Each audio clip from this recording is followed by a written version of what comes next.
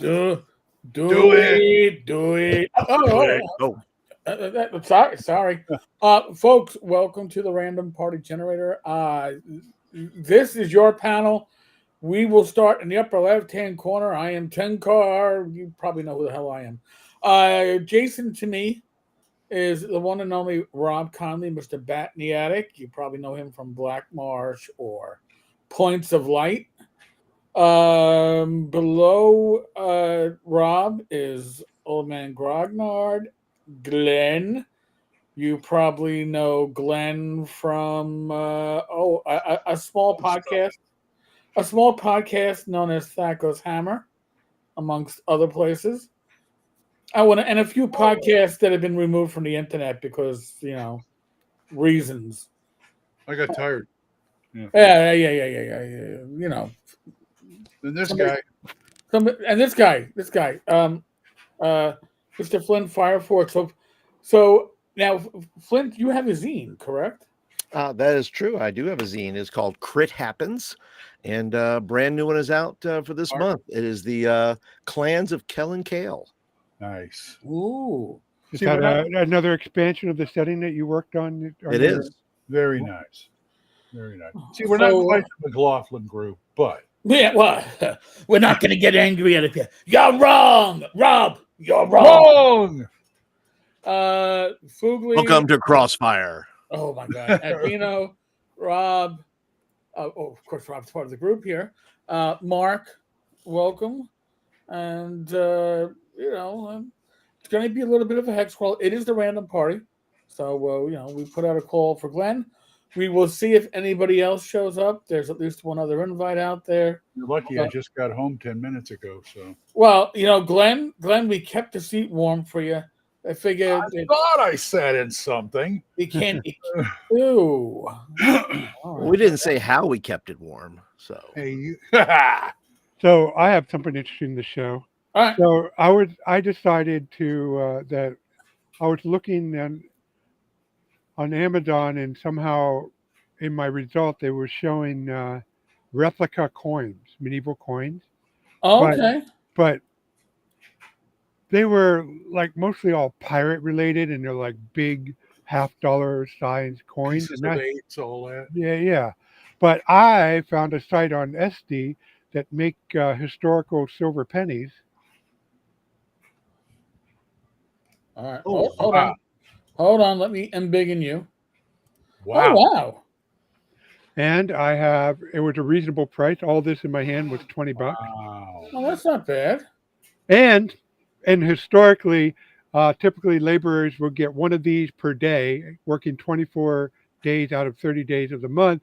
And I have 36D, because that's the notation for a silver penny. So this would be a month and a half wages for a laborer. Or for a basic man-at-arms, spearman in the medieval army, this would be 1 month's pay. Okay. Interesting. All right. Well, that's a hell of a visual. Yeah, so I thought, so now I own a little prop just because. That's I fine. need a prop. Michael, welcome. So They were $20 and they're metal. They're not plastic. Nice. yeah, well, I've gotten coins via certain Kickstarters that have been like fantasy coinage, and it's aged or whatever, and I've been happy with the quality of these. Some have been bronze, some have been copper, but I have what am I going to do with them? I have no clue. Have you ever used a prominent prop in a campaign? I'm not just talking about printing out stuff, but I mean something like the coins, something physical like that. Sure. Mostly, diorama stuff for the miniatures, but I have, well, it's kind of like printing out, but I actually did it by hand. I have made writs and stuff with calligraphy when I still had all the pens and inks. I remember when I was running a pirate campaign, 50 Fathoms, my friend had a replica flintlock pistol, and I would use that sitting behind the screen there. Now, this thing couldn't fire, but the handle was weighted. So if anybody got in my face, bam, right on the head. Zach, So I believe Rob said they're about a dime, right? They weigh about a dime, sized about they're a dime. they're They about look about their size about they're about the size of a dime and weigh a little bit more than a dime. They're a little bit thicker than a dime. So, well, speaking of physical, I had a player made a physical prop one time. He Oh, was yeah? so tickled pink that he finally got to open up his potion shop in the city state of Invincible Overlord, and he one of his big hobbies is woodcrafting. So he made this beautiful sign, just like if it would be if his shop actually existed, and it was Marcus's Potion. We sell potions cheap. And he holds it up and we all bust out laughing because you're this beautifully, I mean, beautifully crafted, hand carved, wood crafted sign. And he spells cheap CHEEP. And he said, "Why are you laughing? Read your word cheap." And he looks at it, and I swear he does. Oh, that just But you know what? That's probably accurate because you've got to figure most of those, sellers are barely literate, right? So his character is probably barely literate. Well, I guess potions you want to be able to spell it properly. I guess you don't want an illiterate potion. So Maybe there's a potion for right spelling. There you yeah, back in the day, I tried when you would read articles about how to make your own parchment like paper using tea bags and let the teas. I did it. My players didn't give a flying. I used instant coffee and cold water. Worked fine. My players didn't care. They were like, whatever. They weren't into the props. Let them get into the game and kill shit. That's fine. So if I can interject something, Mr. Gunn mentioned he liked my interview with Jim on Castle Icon. So I gave you a link. Yep, Uh, got it.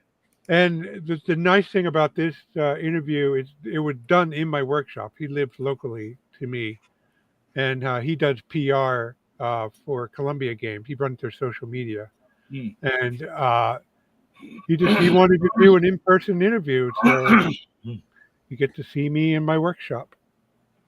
Nice. Very nice. Very nice. So, you know what I always wanted to do for little kids if I was running a D&D game or something? Buy about 5 or 6 rolls at like Walgreens or something of the Necco candies. Huh. And I'd take out all the silver and the yellow ones and put them in bags for you found 5 gold pieces. Here you go. Dude, you couldn't pay me to eat a Necco candy at this I love them. Oh my God. If I wanted to eat chalk, I'd just buy the chalk straight out. They're the same people who used to make the conversation hearts for Valentine's. I love those too. See, I can't stand it. The closest I'll go is Smarties.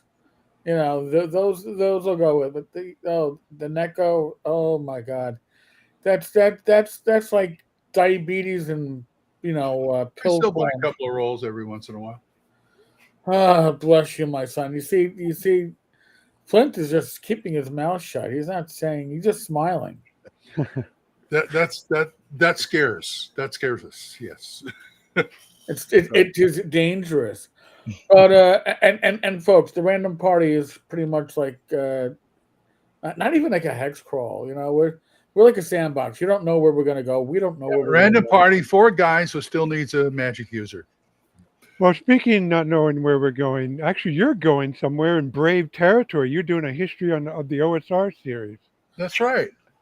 It's brave territory because how the OSR started and where we are now is going to be a hell of a ride because there are And listen, I got to say the quote arguments going on on the YouTube videos about what the OSR is, and people saying it should include pretty much anything in the kitchen sink. There were some valid arguments to that, and even I found myself in 2017 on my blog post talking about how the OSR is an onion with layers. Don't even ask me. I'm probably going to do a video on my own crackpot theory.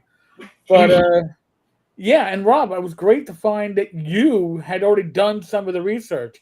As I'm doing the research, it's like, oh, hey, Rob. I know. I have my blog is littered with posts commenting on various topics because I noticed around 11, between 2010 and 2012, I noticed people were forgetting shit, and this is only eight.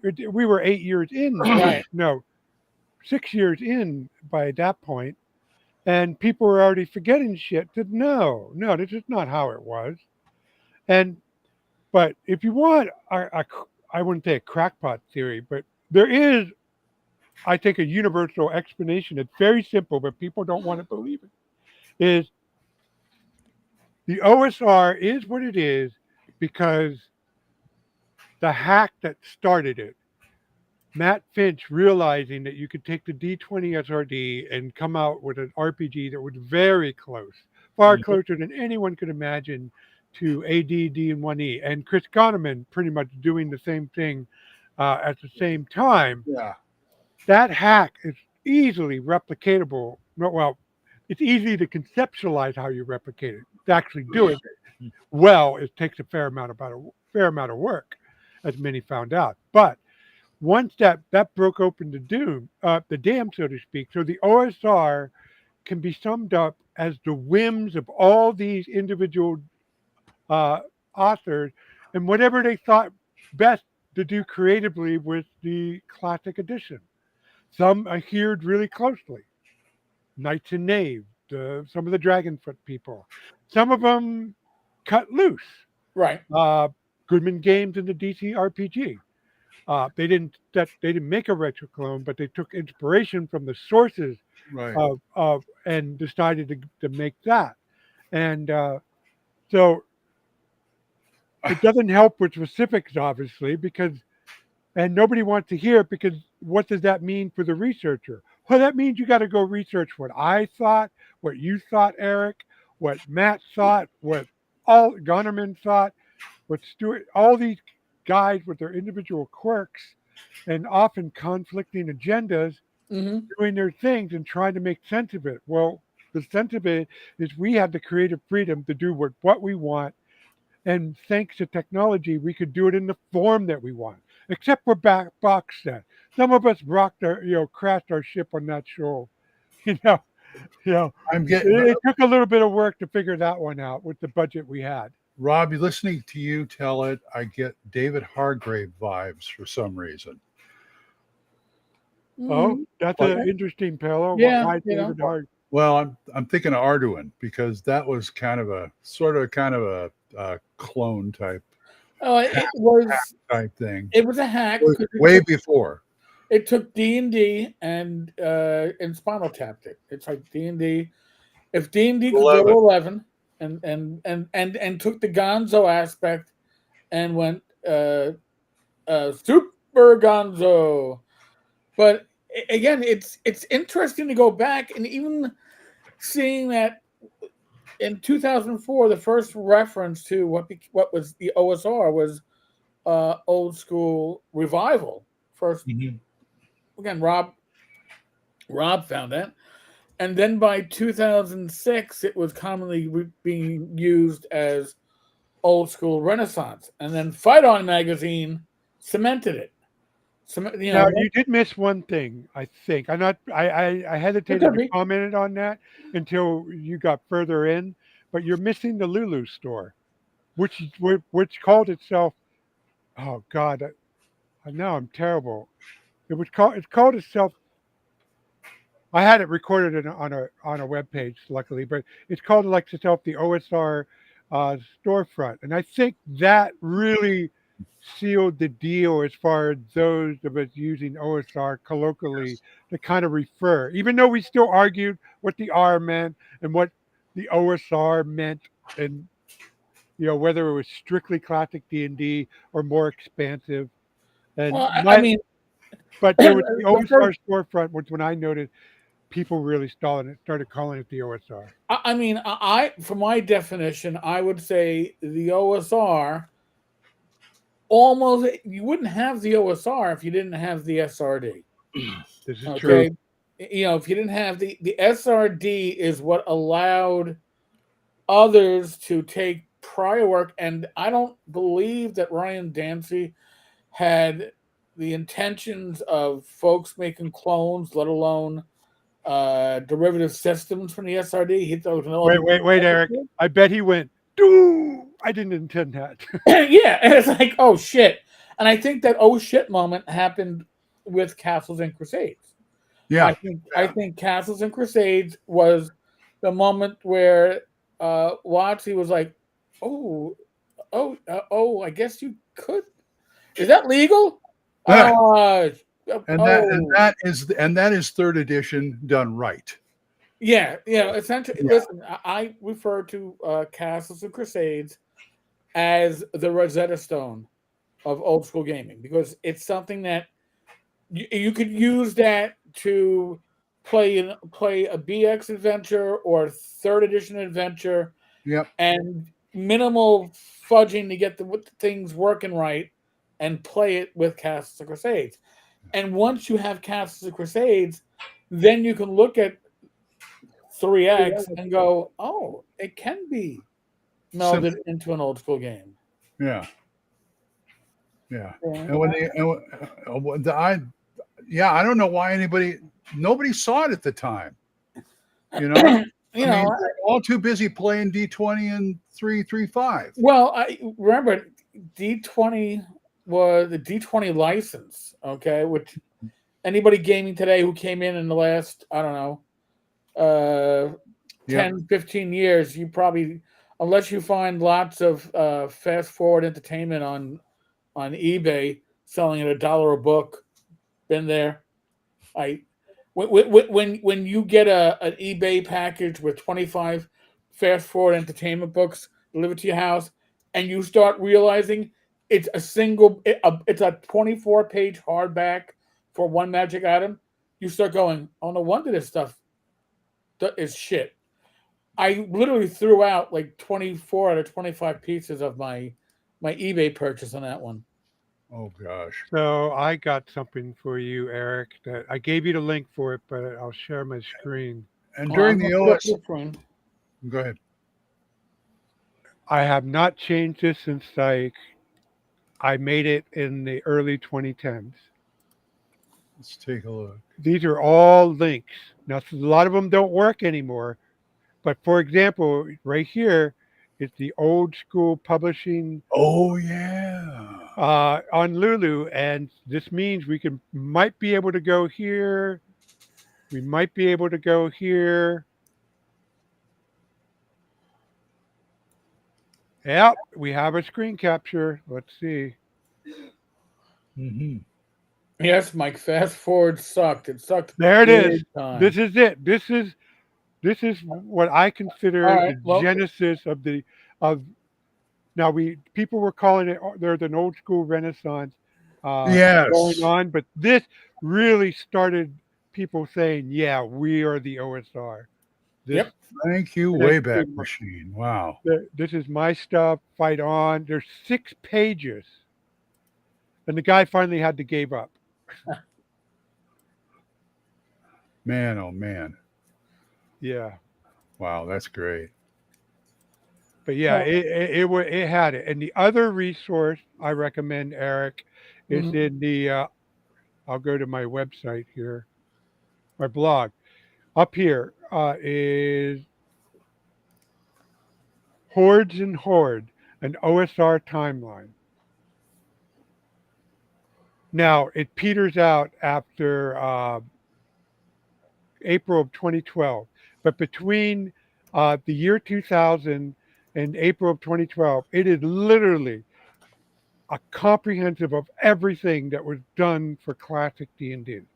Well, and that's the formative years, right? Yep. That's the time frame where this stuff was growing like weed. So, Rob, I will ask you to send me that link offline when we're done with this, because Wow. it'll be very useful for what I am trying to do. Because listen, our favorite curmudgeon, Joe the lawyer, is the one that got all bent out of shape. Oh, he does that a lot. Yeah, I know. But when Questing Beast was defining what the OSR was, and you're like, ah! You know what? Question Beat got some of it right, some of it wrong. But you Right. know what? Everybody's entitled, new or old, to to do the same thing that Matt Finch did, the same thing that Chris Connerman, and do their own take. Of course, we reserve the right to caution and warn, and of course, above all, to mock. So, doesn't mean it's not going to be immune from mockery, but they have the right to do it their own take. Every Oh, and every certainly. generation does. But but that's what made me say, listen, I want to go back and give a history of the OSR. I'm not going to, went over Matt's old school primer, went over the history, went over how did we get Hackmaster, went over Home 77, which is a forgotten. It's how Home 77 is essentially how I got to meet Glenn, Oh, right? Really? when did that come out? I mean, let's see. Home. I'm going to Home do a 70, search. Home 70. Really? Yeah. I thought Vince threw us both in a room. No. So what happened was Must be um, after 2012. Home 77 was a retro clone of the Home's basic set, but Mhm. it took things up to like level 9. And then it was abandoned within a year. And when it was abandoned, the project was abandoned. It was on Dragon's Foot. Vince came in, took over the project with permission of the creator, but then put his name on everything. And nothing Oh, had changed. I, I, Mazes and Perils. Mazes and Perils. Amazing. Thank you. I worked on the book. Couldn't even Yeah. think of the title. And I called Vince a few choice words. Um, uh, Thus, a friendship was born. yes, I may have called him a platypus. There we go, a platypus. But Glenn came in and is like, we got to work this out. And actually, what happened is Vince rewrote Home 77, and Mazes and Perils the next year or 2 years later got the Gold Emmy for best free That's right. RPG. That's right. That was, I think, in 2014. Now, the thing is, and this is not a lie. If you go to like the Evil DM's website, he makes a claim that Mazes and Perils is the first Holmes retro clone, and it is only if you claim that it's still Home 77 with a new name. Home 77 was the first. I'm gonna leave it at that. And then the guy who laid it out Mm-hmm. looked at it and said, "Great, I'm going to do my own." And that was I can't remember that name title of that in the game either, but it was a lot more. Was that Blue Home? Yeah, Blowhome. This is the guy who laid out Masons and Perils, and he looked and go, "Oh, I'm going to do one. I'm going to take this and do Blue Home." Yeah. So, and listen, that's another lesson of what the OSR certainly is. It is building upon building upon building. All right, you're standing on the shoulders of those that came before you. Swords and Wizardry Light and Continual Light is because I literally stood on the shoulders of Matt Finch. And And he's a short guy. yeah, well, and I Well, I figured, didn't know he was short. you Then know, again, I never physically met him. yeah, but yeah, well, to Glenn, everybody's short. Glenn's the hill giant in the group, but the thing is, we're working. We're not reinventing the wheel. We are adjusting the wheel or changing the wheel or painting the wheel or tweaking the wheel, but we're not. The wheel is being built on the work of others, and that's what We the are all OSR we is. are all we are all bards who tell the same story in our own way. Perhaps not a bad way. Yeah, but we're also, like, they start, the Arthurian uh, troubadours of the High Middle Ages. They took the basic set of myth and they built on it. Now, some of them grew more popular, like La Mort d'Arthur, the death of Arthur. Mhm. But there are hundreds of variations, with each bard, each troubadour taking their own take on it. Exactly. And and the thing that people the thing that the biggest challenge of the OSR was getting over people's conception that games are a form of technology. Games are games. They play as well or not as well today as they did back in the day. Now, maybe the presentation can be improved, but that's presentation. The system can still be that same system that was used back in the day.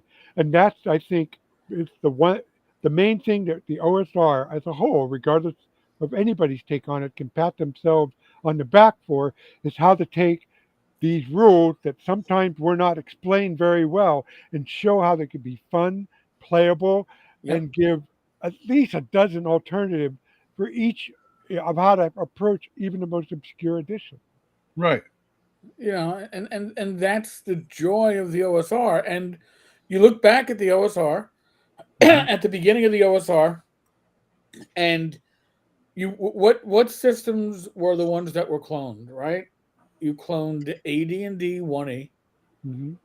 but BX you and cloned BX. Bull. You Bull. cloned BX was BX. by far the most popular. Well, Beckme. BX was cloned in two flavors. It was cloned with Basic Fantasy Roleplay, and it was cloned with Labyrinth Lord. And Labyrinth Lord went more for the atmospheric The look and original. presentation of the original. And then White Box, but it was White Box not really as White Box because it was taking parts of the first supplement with initially Swords and Wizardry Core. It took parts of Greyhawk, and then with Complete, it went through and added most of it. Complete almost feels like AD&D stripped down, which makes Which, incidentally, sense. is how most people played AD&D in the first place. They had their campaign Uh-huh. using AD&D stuff, classes, spells, magic items, monster, That but they that ran it with BX rules. yeah, that's why I like when I bought them, I got Advanced Labyrinth Lord and OSC Advanced because you can play it that way Yeah. because they converted everything over. Let me just Mr. Gunn. Yes, Old School Essentials is a BX clone, but Yes. Old School Essentials is about a decade plus later. We're talking right now at this point in the conversation. We're talking about the clones or the simulacrums or whatever terminology you want to use that started the OSR movement. And you can look at the list and see when these clones came out, then people cloned the clones, right? It's like, oh well, I let me tweak Swords and Wizardry to do X. Let me Me, I'm do guilty. so listen, so am I Swords and Wizardry and Labyrinth Lord got the most tweaking. I don't know of too many things that were built off Osric, but the Well, you know initial why? You know why? the initial intent of Osric was to be a publishing A uh, reference. reference. It was not just that. I mean, this license wasn't completely open. They had half the rule book under the OGL, and the other half, which had some important stuff in it, they only licensed that under the Osric license because they wanted the Uh, AD&D preserved in Ember. While Matt Finch and Dan Proctor said our text is 100% open. Have at it. Open content under the OGL. Have at it. and honestly, Rob, as a player of Osric, and I never looked at it to actually like make derivatives. I didn't even realize that, so I just learned something new myself. That's going to be an interesting video to do on Osric. Now, So not this, everybody's going to agree with me on that, but I've seen it enough in the software open source world where there were two packages. One was that wasn't quite as good or feature filled as another package, but because the one that wasn't quite feature filled was completely open and the other one is only partially open, that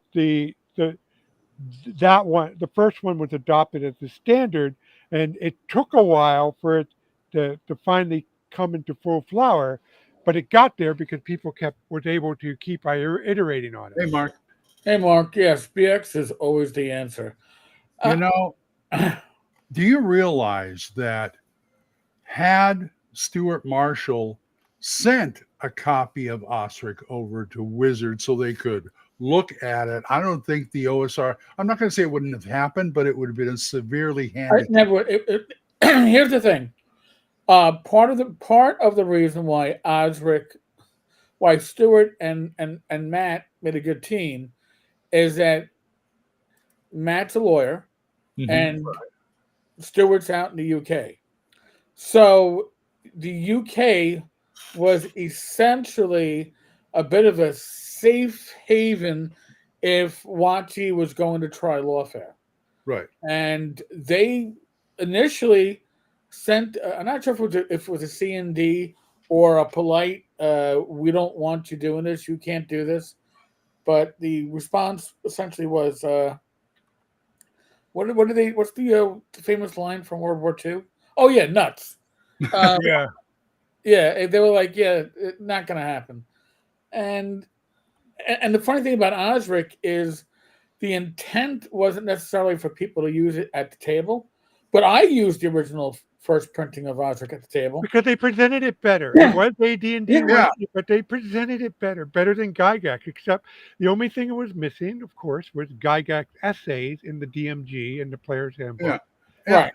It was three books in one, better presented and readable.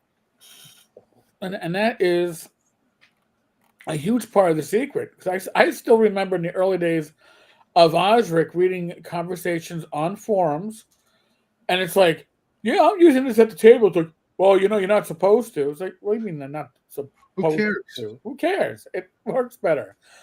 I mean, that's why I was running a little plug for Rob here. I was running Black Marsh for the group that I play tested D&D Next with, and I was using the Osric rules. And I was like, you can use 1E. I go, my 1E stuff is packed up right now, but I'm going to use Osric instead of taking my stuff out of the closet for a simple reason that it's an easier reference guide.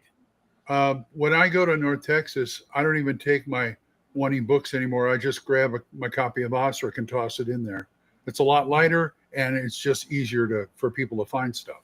Yeah, you read the original for inspiration, given how Gygax wrote it. But when you Right. want to reference the actual rules themselves, Osric is far better. Yeah. Yeah. No. Okay, so after Osric, Basic Fantasy, and Swords and Wizardry and Labyrinth Lord, what was the next standalone RPG that's considered OSR? I don't know. I know Axe I, was one of the initial ones. I Ruins and Ronin.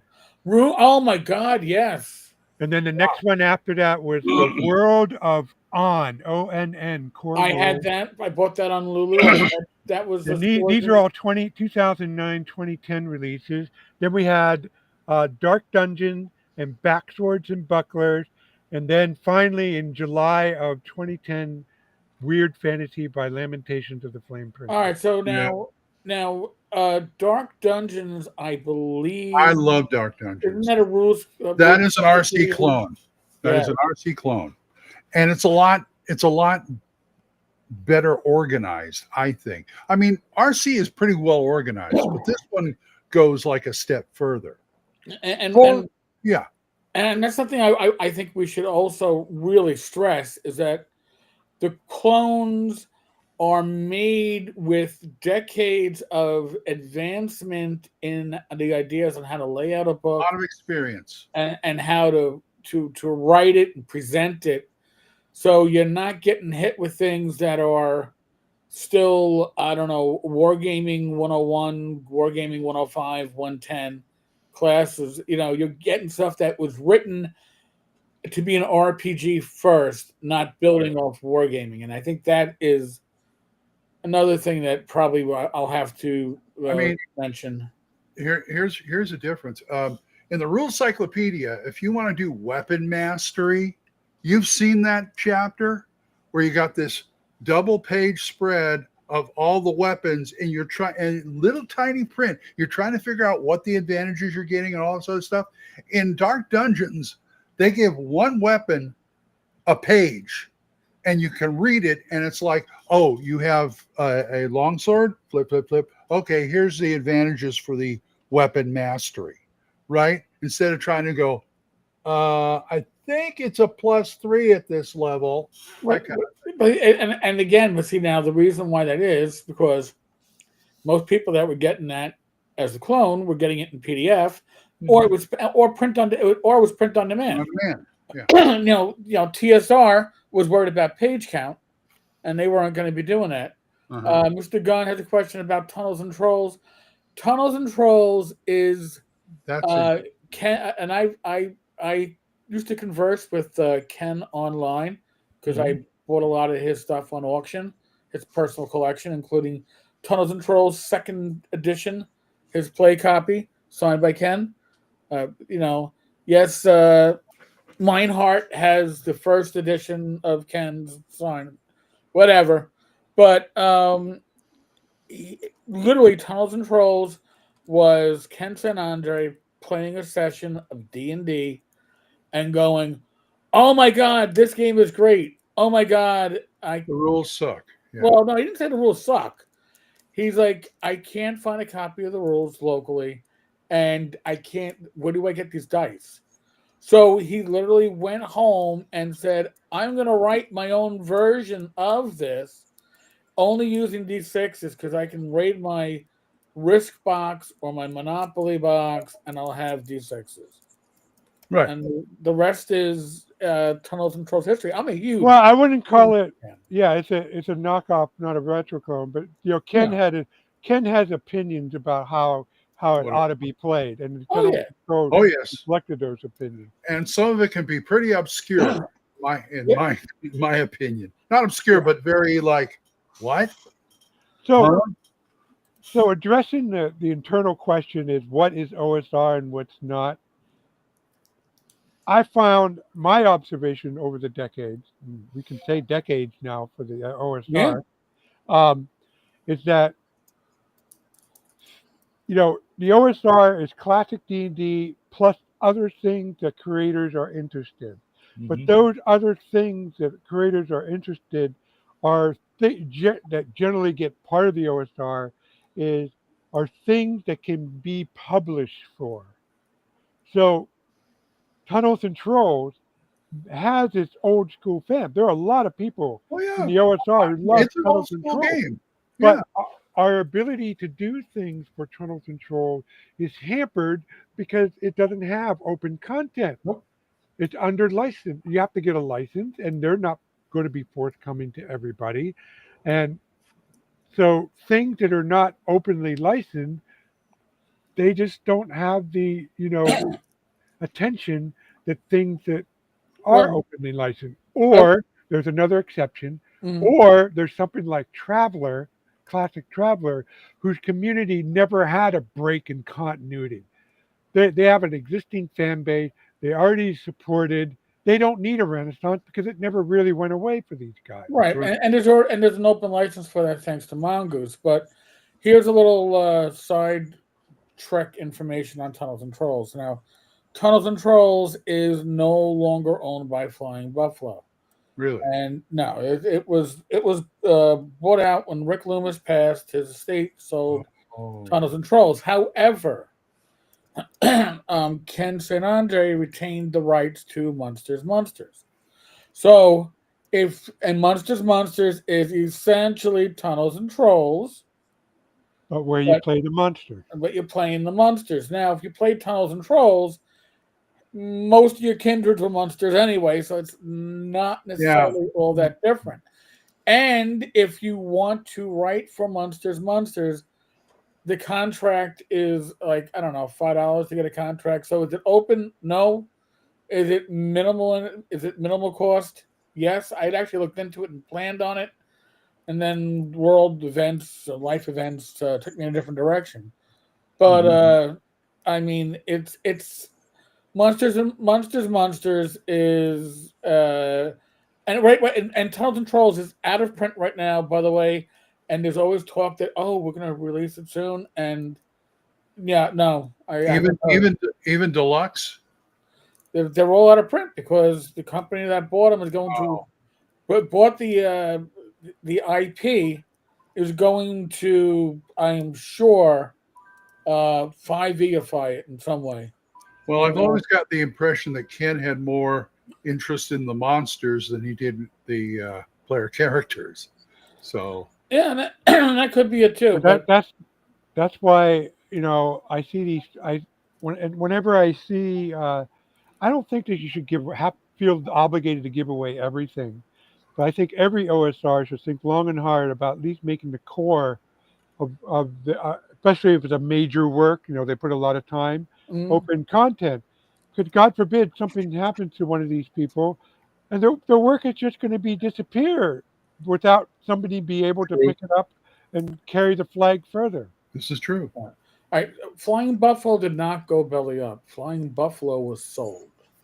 So Flying Buffalo was sold lock, stock, and barrel. That was part of the Oh, IP. let me backtrack a minute. Zatran, how faithful is RC to the Dark Dungeons? Very. Okay. Okay. So Oh, yeah, so the IP that was kind of sliced off with the sale was Monsters, but everything else and all those original TNT adventures, I think, with the exception of World's Largest Dungeon, World Dangerous, whatever. Ken's favorite dungeon. He also got that one, and he reskinned it from Monsters. Ken, yeah, Yeah, Rebellion Games acquired TNT, but I believe they also acquired all the other IP. Now, does that include So Mercenary? the big question is, who's collecting all the money off the drive-through account for Space Opera in their game? Space Opera, Good. what the Flying Flying Buffalo? Buffalo. That was part of Fly. No, that was I, FGU. there What you Never go. about mind, wrong what company. about Yeah. whoever Mercenary Spies and Private Eyes? That would be that's going to TNT. be under Rebellion Games now. Oh, is that also being not printed or Yeah, no, and listen, Mercenary Spies and Private Eyes had a Kickstarter, and then it was out of print again. I It remember was that. never going to be an active print. Listen, it's a good game. That's I believe a Michael Stackpole game. Yeah. Um, it's certainly fun, but listen, TNT is an acquired taste. Yeah, the company, just like TSR is gone. TSR got bought out by WotC, and then it got absorbed by WotC, and then WotC got bought out by Hasbro, but didn't get absorbed. So there's that difference of continuum there. You know, so like some companies are bought out, but they still remain a separate legal entity. TSR was totally absorbed Yeah. into WotC. WotC. I Just so you know, Mercenary Spies Private Eye can still be bought on Drive-Through RPG. good. Yeah, And you know, and the thing is, Rebellion, and I haven't seen an update from Rebellion in, I don't know, 6 months, a year. It's been a long time as to what's happening with Tunnels and Trolls. So I just don't. I stopped even looking. But if you want to play something that is Tunnels and Trolls with the serial numbers changed, Monsters, and that's solidly in the hands of the classic team that was doing TNT. Oh yeah, of course. Yeah, Tunnels and Trolls for me is like I call it my only RPG heartbreaker because While I love the game, actually, when I started running it, there are a few things I'm going, how do I do this? How do I do that? And so I had some fundamental problems with it, even Make though it up, Glenn. Make it up. That's just I the know, ballot make it up. I'm a GM. I can do that. But, there Tim, was just, Tim says that to me all the time when I'm flipping through the GURPS rule book. I just found that like there's a lack of player agency for a certain point in TNT. Oh God, should I tell my story about Ken St. Andre? Please. All right. So a few years back, I guess 2015 or so, me and Origin is a 4-hour drive from my house, from our houses in Uh-huh. Meadville, and so it's doable. And we went to Origins one year, not the game so much, but to shop the vendors. So we just paid the the pass to get into the hall. But so it was pretty amazing the experience seeing all this stuff. And but then Tim comes up to me and said, Rob, what? Guess what? What? You want to play a game with Tim St. Andre? The Tunnels and Trolls guy? Yeah. Sure, hell yeah. So apparently, Ken's group bailed and Tim was talking with him and said, yeah, I'm willing to run a game. So he ran a pickup session with me and Tim. So we sat down and we made characters and started playing. Now me and Tim, I do funny voices. I get into my characters. Tim will get into character. He's not as big into the acting, but he cares about characterization and stuff like that. So we do role playing. And Ken, for the first part of the dungeon, it was very obvious he was a tricks and puzzles. You had to be really on your toes figuring out stuff, Right. which is fine. We knew what the drill with that is, and but me and Tim like to role play, so we did character. We talked as our character, commenting on what's going on, and the dungeon, the tricks and puzzles got really tough, and we were really having a hard time, and I went to him, in character. He was a dwarf, and it's I'll call him Zardon. Zardon, I don't know. This dungeon's really tough. I don't know if we can survive this. We need to get the heck out of here or something, or find a way, or we're gonna just die here. And then Ken goes, "Well, if you don't like the dungeon, you can just leave, and we can stop the session right now." Not in a funny voice, not in the voice he was using to run everything, but in a dead serious conversational tone. Oh And boy. it sounded a little bit hurt. And me and Tim looked at each other and looked, and it's like, no, no, no, no. We were just talking as our character. We were role playing. And he goes, huh? Yeah, we were talking our character's voice. We were role playing our character. Oh, you like doing that? Yeah. And he looked like we had two heads on each of our shoulders. And it's like, yeah, we had to kind of explain the concept of role playing as your character to him. We didn't get into deep because we kind of sensed that he was coming from his own angle. And so we didn't want to belabor the point. Right. But we got the game back on track and kind of toned it down for us. And it ended on a high note. Tim became the world's heaviest dwarf. And Okay, no, fair enough. we were Well, dumbfounded that wow. Tim Kane Under didn't understand what it meant to be role playing as your character. The guy who had been there since the beginning. And he was generally befuddled about what we were doing. But you know what? When you think about it, what was Tunnels and Trolls known for when it came out? Tongue in cheek references to. No, it was not. Well, that it was known for solo adventures. Everything Yes. was a solo adventure. That's another gripe I had about it. So if Way you're too using many it, solos. if you're using it to run solos, you're not role playing, Right. right? You're not role playing it out.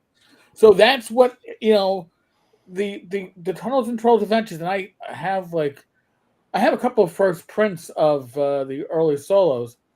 I mean, they are literally, that's what it took. So it took a lot of work for me to initially when I tried to play TNT to find adventures that were written for group play Exactly. because there by Ken there's next to nothing. They're all pretty much solos. So he most likely enjoys his game as a solo player. And as Ben Mike says, Ken is not a very good DM, sadly.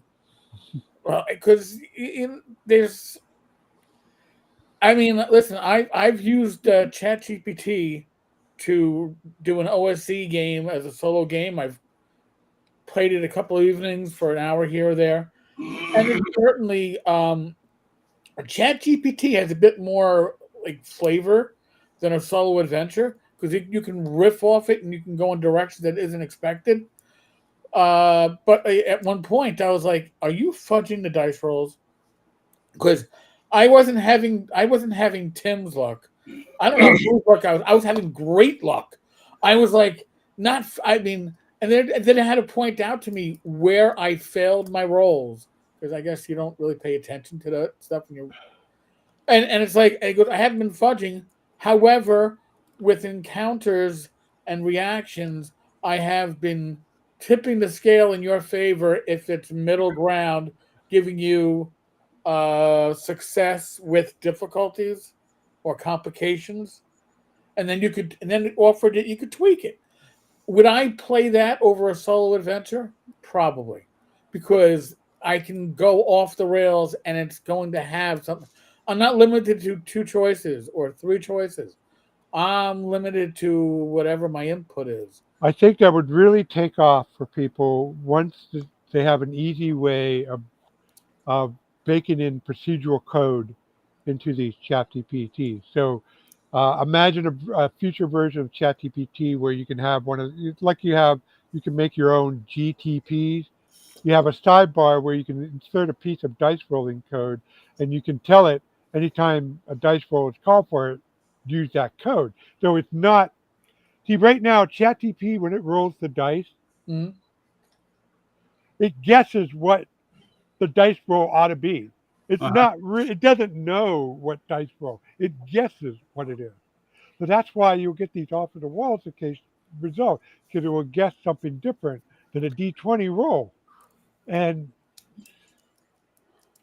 so, but once they start to be able to have procedural content and the chat PT married together, I think people will really wind up liking it as a form of solo role playing. Oh, Do you think they could do? But do you think with Chat GPT, Mhm. could you get it to understand probability? Could you get No, it?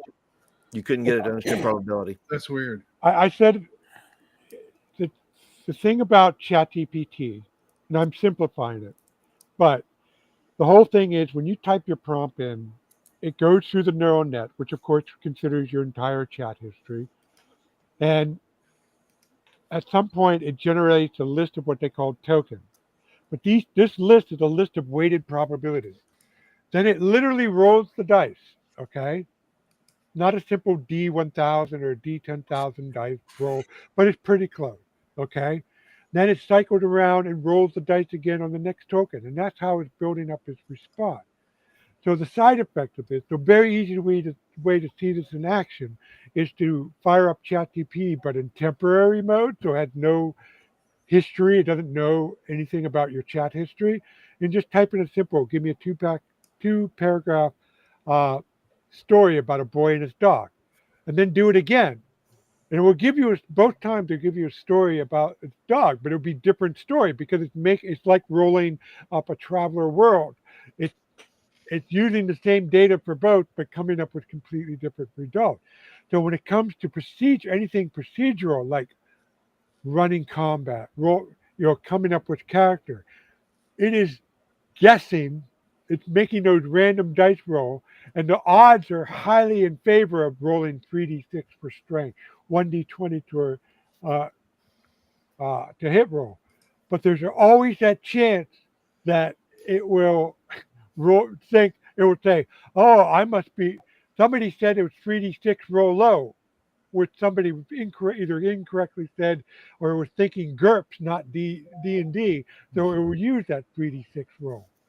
that's the current problem with ChatGPT for RPG. So the way around it, of course, is to get somehow a modification of ChatGPT so that it will, at certain times, it will use a procedure, a piece of code, whether it's written in JavaScript, Python, and it will use that code exclusively to generate a character or generate a traveler world or to make an attack roll. And once it starts doing that, it will start to feel very, very much alive.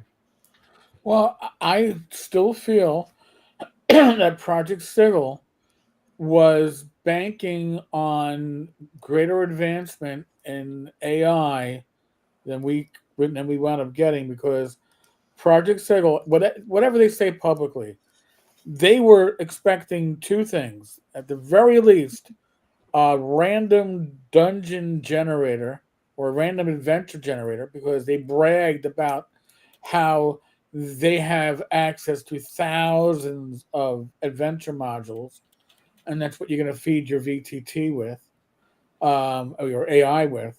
And I think that they were really hoping that they could somehow get an AI DM so you could play solo, play with a small group, the DM on demand, right? I mean, my old gaming group, who was my old D&D group from the 90s, 80s and 90s, they wanted, well, after we played MMOs for a number of years, they wanted me to run D&D on demand. Well, why can't we just give Eric a call or text him and say, hey, we're all going to play in like 2 hours? I go, because my life doesn't work like that, assholes. I love you. I love you, but I am not your on-demand DM. It's not like, hey, are we all going to play EverQuest for 2 hours? Are we good? No, yeah, but you got a DM, you got to prep. So that doesn't work. But if you had an AI DM that could be 90% of the way there, groups like that would be very happy with that ability. But again, that's banking on groups that are used to playing MMOs and making that progression to VTTs uh, from that direction, not tabletop players that are playing on VTTs going to a VTT that's more like an MMO. If that makes any sense. Sure. And you're right now, as it stands, ChatGPT, as far as I'm concerned, is the ultimate random table uh, we have for role playing games. I mean, I know Matt Finch does a great job Oh on yeah. his, like world design, but with ChatGPT, you have access to thousands of subtables, and they're incredibly liquor. So if you want 100 random Anglo-Saxon 10th century names, there's a reasonable chance they can do it, and most of them will be accurate 10th century name. It would be very hard pressed for an RPG designer to be that specific. And but just like using random tables as part of your design process, you have to approach ChatGPT in the same way. It may sound miraculous, but if you take those random tables, standard D&D tables, and plug them into a program like Inspiration Pad Pro and use it to generate 100 results, you quickly see the repetitiveness and the patterns. And Oh yeah. Well, and that's funny too, because like I did. It's behind a paywall. I'll go up tomorrow morning for everybody. But I did a video on AI as a DM, and I was going through my own thing, and I said, "Let me ask ChatGPT what it felt," and it felt as one of the cons is it will get repetitive. That you will, as Rob put it, it gave itself up, which is great. That you will at some point see pattern Playing itself. because it is not the human imagination, No, never and will be. and now, I have you run into the recency problem in that it forgets things way earlier? not yet Like, because I let me haven't. rephrase that. It will forget things that when you started out, obviously that's not going to hit. But say you're like 1,000 lines of text into the adventure, Uh-huh. starts forgetting the first 100 lines. No, I haven't had that issue yet. Okay. Well, What? they brought in the Windows, so Yeah, but and what I found interesting was something that started out as because it asked me what kind of OSC, because figured, and it knew the OSC rule set, and I was like, okay. I go, I want to play a fighter. I let it roll my stats, which were okay. And initially, I hired a party of adventurers, all fighters, first level, to go with me. And the first two adventures were really dungeons, but then it started steering you on. You had a. Oh, I hear a dog. Hello, hello. You could either kind of continue with the adventures or go on the path of like Conan the King. Like you're going to go this way. And I took that path and it turned more world building in its nature and less dungeon delving. And it's interesting. It's again, I am impressed with its ability It's not to. time yet. Yes, it's not time to bug daddy yet. Come on. Come on, girl. Go to mommy. I'm impressed with its ability to flex, and then I wanted to do a Call of Cthulhu thing, and I only got into the first encounter, but I was in. It asked me, "Do you want to do 7th edition, Classic edition, or do you want me to just wing it?" And I was like, "I'll do 7th edition." I did use it. I was having a foreign conversation, and somebody was referencing RPG and how it worked. Kind of, I wasn't getting it. So, but ChatGPT knew with the RPG, it was Burning Wheels, Uh-huh. and I wasn't getting the points that the poster was getting at. I was just looking at Burning Wheels and looking at how I would use RPGs, and I want to understand what was the intent, what was the creative intent behind people using uh, Burning Wheels, and had a very long conversation with ChatGPT, and yeah, now I understand what the point of Burning Wheels is. Not necessarily I ever use it, but the Right. whole focus of Burning Wheels, in a nutshell, is that the campaign is driven by challenge, and it literally kind of puts it. It's designed to put your thumb on the scale so that that's what the campaign will always be about. It's not. It would never be. If it ever gets to a point where like a shopping trip is into play, it's designed to gloss that stuff over to get to the next conflict. Interesting. Okay, I never did. I owned it, and then I put it on a shelf and never cared about it again. Hmm. I hate to say that. So I see that RPG Grandma mentions that like AI videos can be very repetitive. They certainly I you could tell the AI voice because it can't say certain things properly. Kind of like when you're driving and abbreviations screwed up.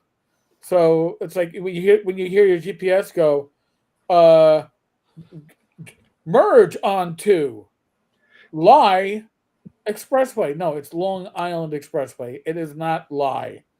That's come. I know but they Yeah. can, they only Wait a minute, assume the Eric. It input. is a lie. It's not an expressway at all.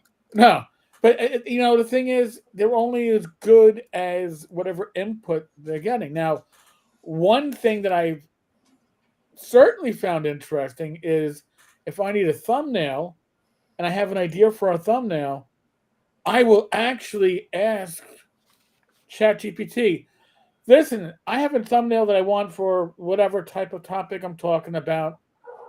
Give me 3 sets of prompts that will give me something relevant. And it Oh, will. And maybe they all speak to you, maybe none of them do, but if one doesn't or comes close, go in and tweak the prompts. And I'm not good at generating AI prompts on my own, but AI is pretty good at generating AI prompts. And I found it to be pretty interesting. well, I found it interesting. I played around with some public domain art, and when you have it generate, it just shows up a lot more in line art than it does painting, but it gets details wrong. They don't look right. But I was wondering, well, some of these old 19th century, early 20th century pieces are pretty clean. Right. Wonder if I don't like this knight's coat of arms. I ask him to put a specific. I like the general picture, but I want a different coat of arms. See what it does with it. It works pretty well for that purpose. You can still see the original piece, and even if it mucks up the original piece, the part where it changed is often close enough that you can copy it and paste on the original, and you have a custom piece of art. Would you guys like to see a piece of AI art I put in my zine? Yeah. So they Really?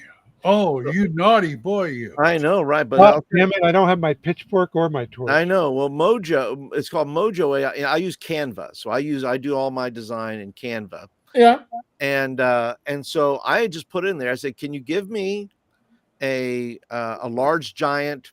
Maybe I said hill giant, but I said a large giant throwing rocks at goblins, and I thought that was a pretty good. And you can choose.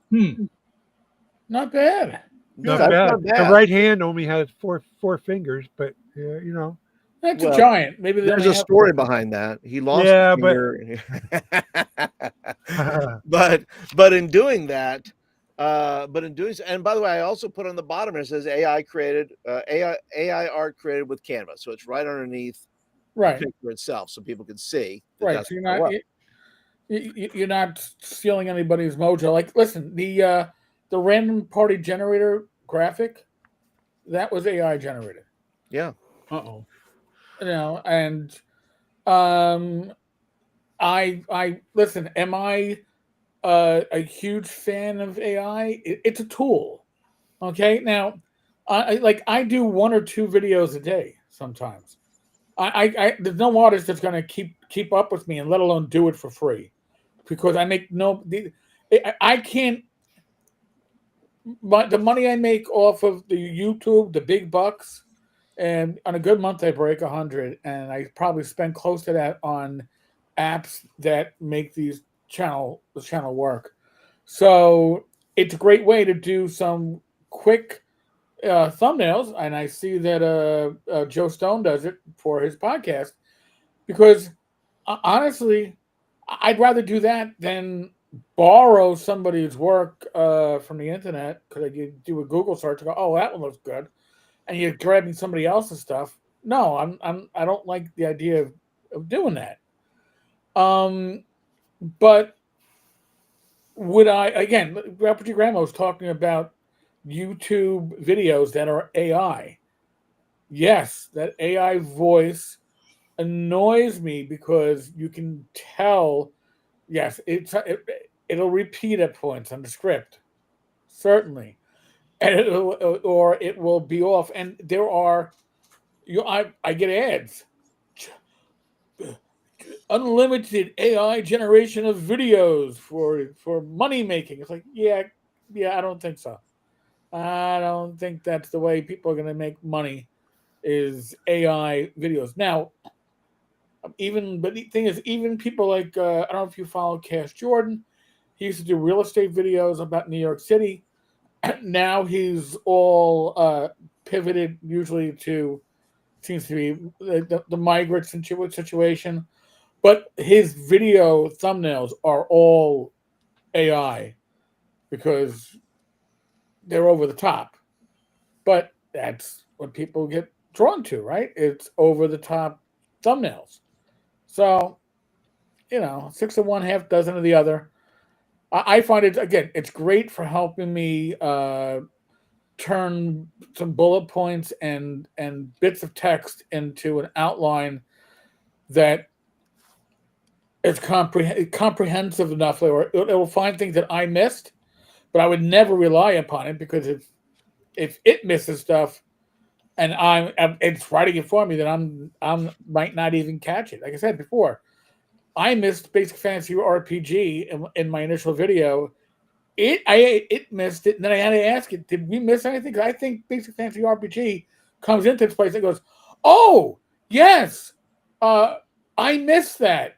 I'm sorry," and then spits out a bunch of stuff. Well, again, it's as good as the input. Now I want to brag a little bit. I was right about what AI companies would get busted on. Oh, the $1.5 billion lawsuit? Yep, because they did not get busted on training off the data. They got busted for pirating the data, which they did. Yeah. They downloaded a trove of umpteen million books off the internet. They never denied it, and it's definitely not that. That was never fair use. Now, And unfortunately, the consequence of this means the only company able to now engage in serious AI researchers are those with enough capital to actually go out and buy the books themselves. if you're an Amazon publisher, you better look at your contract because I am sure if you're on Kindle, you've given up some rights. And But there will be some of that going on as well. here's the thing: that $1.5 billion settlement was rejected by the court. And you know why? I read it. I read up Yeah. on it. So So point it, Rob.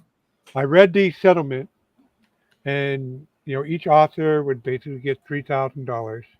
However, to qualify for the settlement, um, you had to have a registered copyright. Now, how many here who have published have registered the copyright book, yet had our book downloaded illegally? Right. Now, according to the law, technically, just like Diamond Distributors is doing all this technically with the UCC statement, technically we have no rights to recover damage for somebody. All we can do is cease and desist. But from what I can tell, and I could be wrong about this, the judge is not liking that idea at all. He's seen all these works that have been downloaded, and he's seeing the list of people who will benefit from that.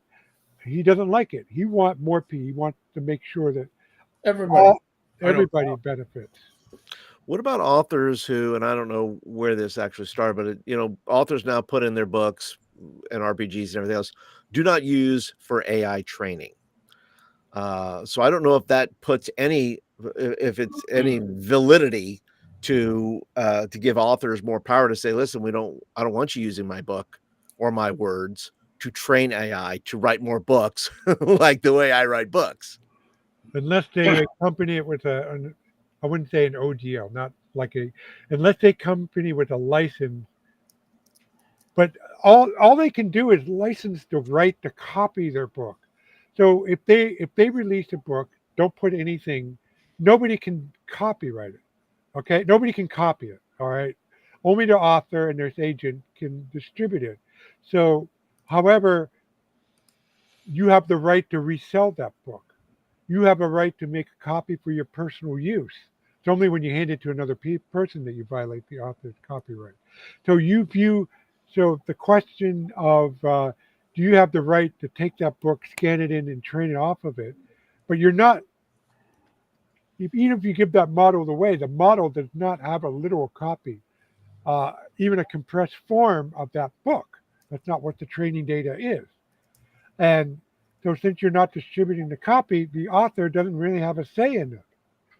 So that text is meaninless. And that text would be only enforceable if they were granting license for people to copy their books in the first place.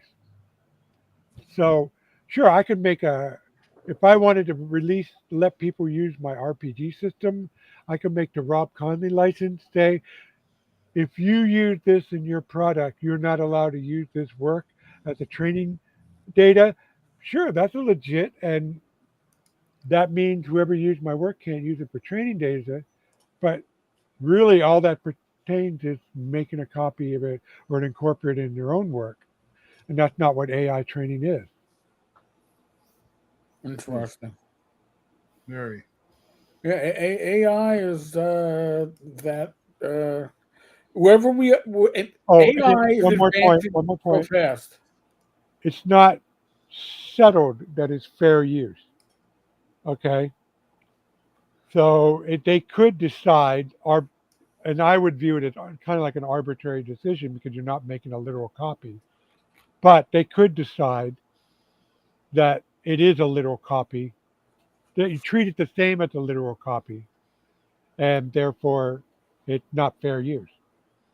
So that it still could go that way. Hasn't been tested, I should say. Right. Well, this is certainly a sandbox today. So what else is going on in the Yeah. gaming industry? What have we missed? I mean, Well, I went to a gaming store in Pittsburgh, a mhm, really nice one called Games Unlimited. okay. It was the one I went to in college in the 80s. They moved to a different location in the same neighborhood. And when I last visited it, the RPG section was all but gone. They were pretty much selling board games and puzzles, which was a sign of the time, to be fair. It was the 90s. Yeah. RPGs weren't doing that well.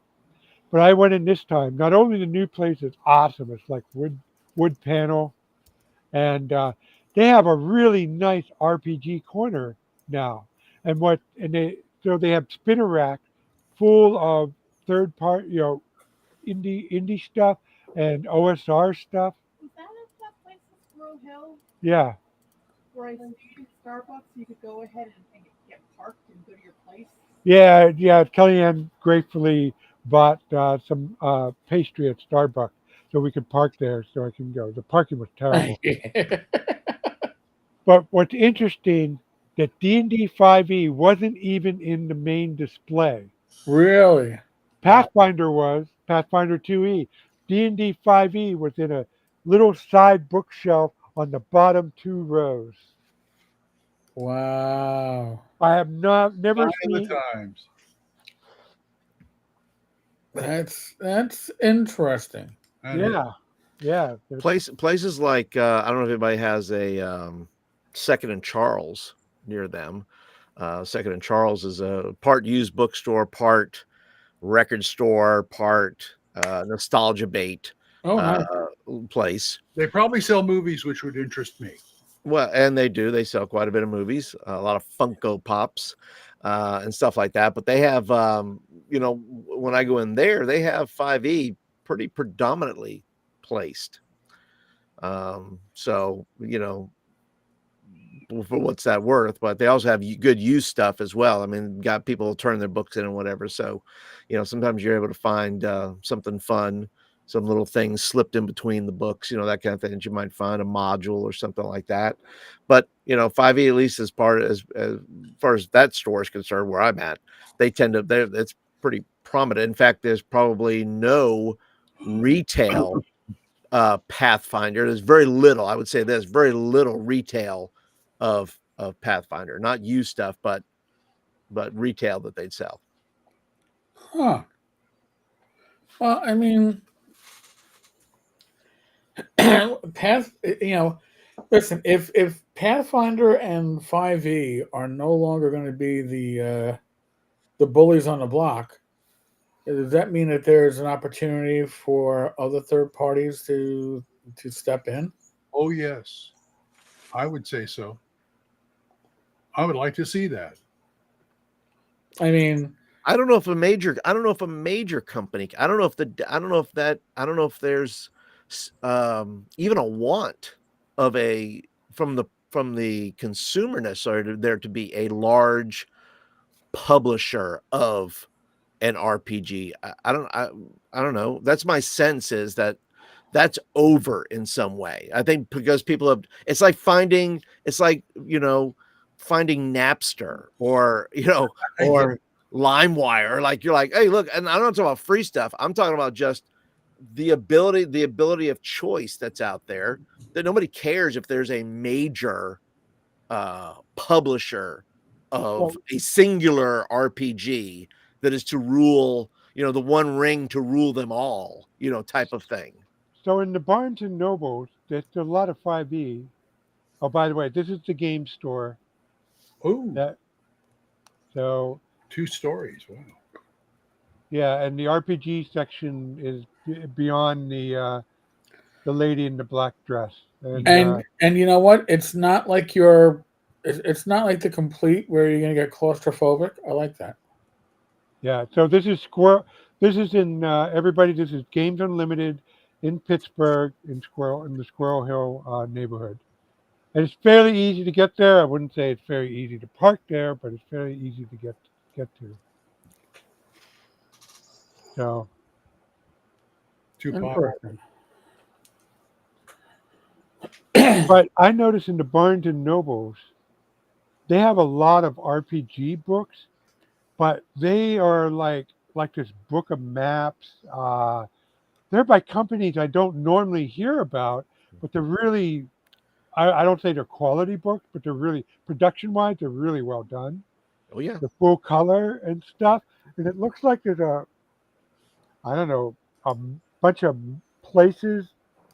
I don't reckon, I guess mills that just produce these on demand and offer them to bookstores. I'm not sure what their deal is. Interesting. I don't Yeah. know. It's a changing market. Oh, It no. looks What? like these. Yeah, that's one of Oh, them. That's one yeah. of them. Oh. I got something like that. I got on a Kickstarter. Those are really nice. And the artists doing them, I don't hear about them. I don't know them. Yeah. A nice tavern there. Oh, yeah. Yeah. So yeah, books like these are I mean, there's double ones. There's, in fact, at one point, I think my wife picked this one up at Target Uh-huh. for $6.99, $5.99. It Uh-huh. just happened to be on sale. So Hang on.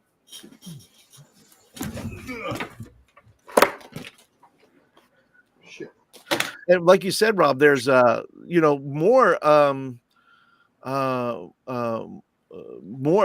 maybe less core rule books and less even supplements, that kind of thing, and more of resources, it's more like expanded to just like they want to invest in the resources of RPGs, not necessarily the RPGs themselves.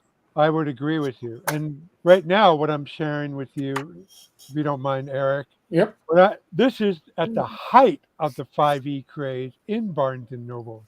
The Barnes and Noble had a complete table like this, all decked out. They had and here's Oh, yeah, I've seen a those. table of auxiliary, and here's the first book of the battle maps, because this was taken a couple years ago. Here's another table. This is how it used to be, and this is how. So basically, how far the mighty has fallen. Interesting. Yeah, it's all fun. Yeah, so. But anyway, here's what I got. If I knew this was show and tell, I would have brought something. Oh, look at that. Big one, lots of water. Got one with a ship on it too, but I don't know where the hell it is. Look at the lighting in here. It's really nice. Does that lay flat? I mean, how are you supposed to use it? It does lay flat. That's the thing. I mean, Wow. this Is was it wire? This was a Kicks. No, this was. Oh. Wait a minute. Did they have a book of tiles? Picked up. Yeah, it'll They lay had a flat. page of tiles in there. Yeah. Well, how are you supposed to use that? Cut them out? No. I know what you're talking about. No, I got these with them too. It's Oh, almost like Color forms? yeah. It's like- Holy crap. well, Eric, you missed that then, because and I got two of these books. Damn. And lay flat. I remember the Kickstarter because the guy was like, okay, we had to redo them again to make sure they laid flat. Oh my goodness. Oh, I have those. and the reason why I got those because they have it's right here.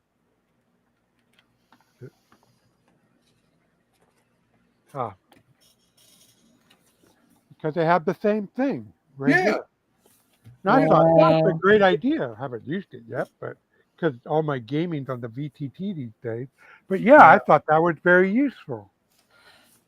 I used to love my color forms. I had the Peanuts color forms. Did you And, now? and the case is really nice too. I think I had GI Joe color forms.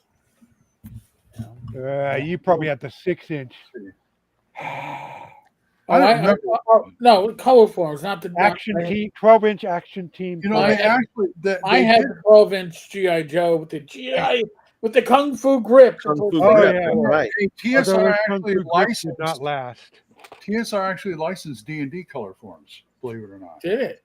Oh, look at this, a sunken ship. Oh, that's nice. That's pretty Wow. good. Yeah. There was one here I really wanted to show. I can't remember where it is. It's not easy book to look through, but it's look at this. That's Ooh. looking pretty good, actually. This was from Yarrow Studios. Yeah. Dry erase finish on every page, 1-inch grid pre-printed, and they lay flat. Like I said, I got 2 of these, so if I wanted, side by side, I got like twice as much. The only thing I don't like about it, it's heavy. It's hard to carry the cons and stuff, So yes, Dino, it's interesting. My purchase history over my gaming life. As a youngster, I could only buy from Walden Books. For me, it was Oh yeah. I had Dalton's, I B. remember Dalton, Hastings RIP too. and Hastings. Now it's direct to the creator. As I prefer to give my money to them. I had a local game store that I used to travel out, and local, I'd hop on a bus, and it was like a mile and a half from my house. But Right. or I went into the complete in Manhattan. And I will say now I do most if I'm shopping and it's not on Kickstarter, I am Uh-huh. buying either direct from the manufacturer or I am buying it from Amazon. Right. I gotta admit that. Right now, it's most Kickstarters and once a year at North Texas. Oh And yeah. I'm spending less and less at North Texas every year too. Well, that's because I usually go and I go, oh yeah, I got this. I got this 2 years ago. I Mhm. still need to read it. Son of a. What? You're laughing, Flint? But it's Well, I always think that I always have to ask myself, do I own this?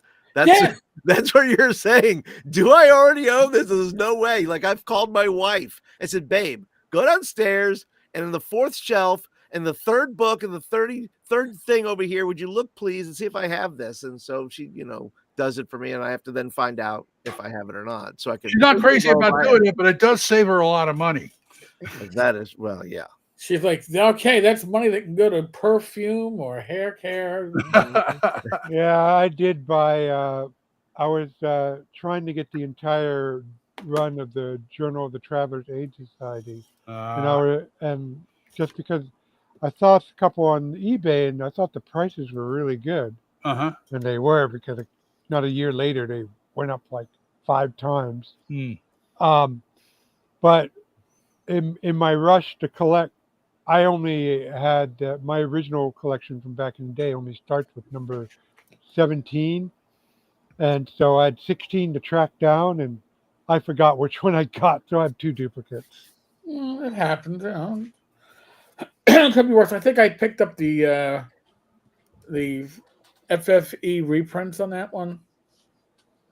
I huge, but I gotta still look at it and read it. Oh God help boy. me. Isn't One that of my favorite things I got was the Well, I got 3 of the 4 volumes, which drives me crazy. But I got IDW Comics reprints of all the old DC Comics Dungeons and Dragons, oh God, yeah. the AD&D comics. What I liked about the first year they did them, or the first volume, in the back, whatever they give you, the bad guys stats in 1E. They give you the magic items featured in the story in 1E. And Okay. so you got like stats in the back of the comic, which was really nice. Still looking for volume 4. I think Jeff Grubb was the main writer for that. I believe he was too. But they're gorgeous, and they read like a D&D game. Like you're doing one comic arc with these characters, and then like the next one, there are maybe 1 or 2 characters from that group, and there's a few different people, like players, rotating out of in and out of a campaign. It was kind of cool. West March is like. Is that what they call it? That's what these cool kids are calling it now. Yeah. What I've heard of West March's like stuff, but does All right, the reason why the cool kids are talking about it now is because Critical Role is going, we're going to do our next campaign, West Marches, and all that means for Critical Role is that people are going to drop in and drop out.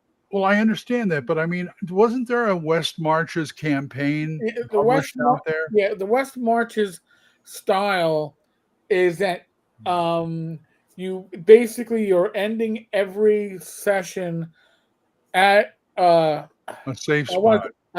wanted to say a save point, but I'm thinking computer RPGs. But in any case, a save spot and real time happens in real time. So we don't game for 2 weeks. 2 weeks passed, and if your character is doing something that takes 4 weeks, well, guess what? You're gonna have to have another character for that session. Um, but I don't think that they're gonna. I don't think that Critical Role is going to be sticking to that. And just as an FYI for the viewers, listeners, yes, I already have an outline of a West Marches video, but I've never run one. So it's taking a little extra research to make sure I get it right. But I have the outline for it. But we'll probably see one on Targa or Yiddish before that. Oh, Yeah. Targa. Targa. And Oh, the great hope of the OSR. yeah, and your Dungeonist suck. And Okay. and and I warned them when they started. They invited me, and I warned them. If they overreach, it's just gonna. This you should limit yourself to providing support for those who want it, and not get Yeah, into anything editorial. But yeah. nope, they would No, not listen to me. it was certainly an overreach. And as a quick side note, when Targa was burning or it was imploding, uh, Matt Finch was like, half jokingly, we should appoint you the major domo of the OSR. And I was like, Matt, I appreciate the thought, but he who wears the hat of leadership in this community is the first one thrown over the wall. Don't Yeah, want it, we're you know. Don't want it. I'm happy to have my little my flagpole. I'll have my standard, and if you want to be part of the Tavers community, that's great. But you don't.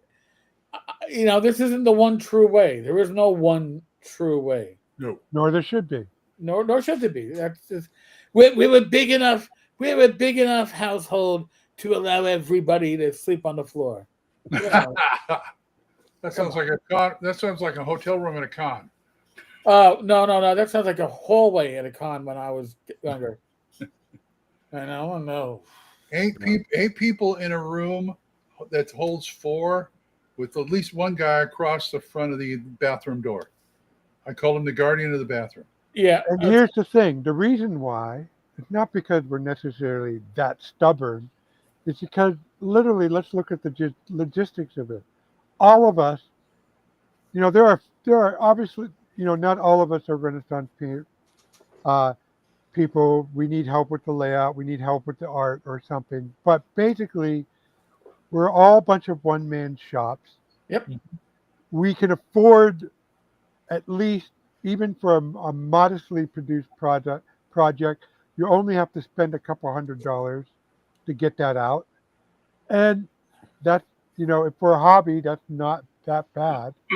Right. And what this means, though, we could say, fuck you to anybody, because we don't have to rely on some publisher to print that 1,000 copy print run to get in the store. We're not beholden to anybody. And even if we don't realize it consciously, it's always in the background. Nah, this isn't worth it. I'm just going to go do my own thing. And it's not a bad thing either. No. Not at all. No. Oh. Well, I think that we may have found our natural save point. Okay. Can I save here and reboot the game later? No, you can reboot the game later. Yes, put your floppy in. Okay, make sure you have your special wheel so you can save Pool of Radiance right where and then you got to come back in. And when you change dungeon levels, you got to make sure that you get line it up or. I thought I had the book 17. saying. I thought I had the book where the on the screen it said, "What's the third word in the fourth paragraph on page 5?" Yes, I remember.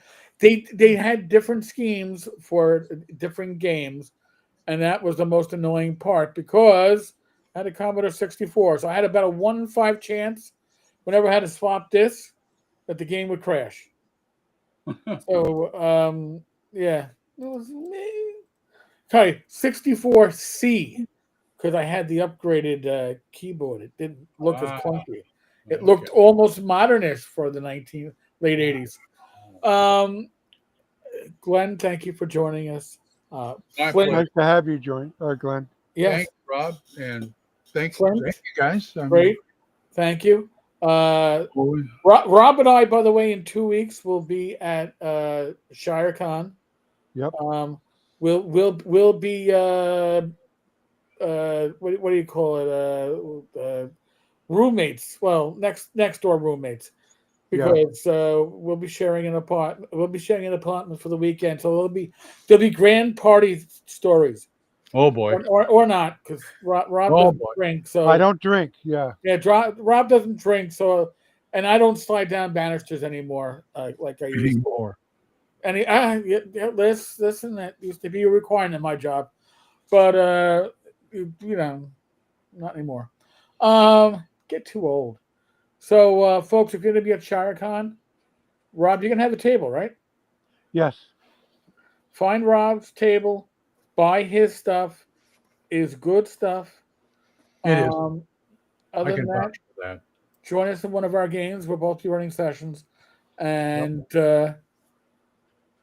And continue watching the OSR video series that I've been doing. There's going to be a bunch of this, and it's going to be reviews. By the way, I have things I have to review. I got a card game I got to review. I got some zines I got to review. There's a lot of stuff that has to get done. Only so much time in a day. I am gonna try to up the video count to one video a day on the live stream days and two videos a day on non-live stream days. We'll see if I get there. And you'll see me in the daytime ones. Yes, we're gonna try to get a daytime live in either Monday or Tuesday. Monday or probably Tuesday. I think I got a vet appointment Monday with the doggy. Yeah. So other than that, as always, be safe, be well, God bless, and roll those dice and roll them well. Forgot also too. Sunday afternoon, Joe Block's Kickstarter for his Adventures Dark and Deep Light. Still like 100 pages or so, but uh, it's he's stripping down Adventures Dark and Deep to a more, I guess, easier to grasp for the gamers. The Kickstarter is launching on Sunday afternoon. I believe I'm going to be on his channel around 3:30. Joe the lawyer is going to be on around 4:30. You're going to see a lot of people popping in, popping out. Join us. That's the Greyhawk Grognard's channel on Sunday. I know I'm everywhere. Other than that, again, be safe, be well, God bless, follow us, well. Yeah. All right, I already said that. Bye. Good night, folks.